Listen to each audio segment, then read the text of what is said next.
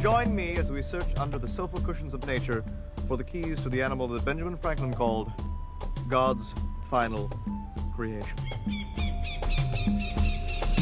Much has been speculated about the graceful physique of the mansell, the long stride, the balance, the effortless motion of the body.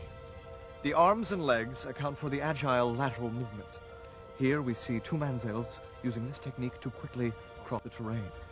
The female, Barbara Mansell, shows her approval by snapping her fingers and jumping up and down. Resting natural enemy, the fearless predator and pack hunter, the terrifying Boyote.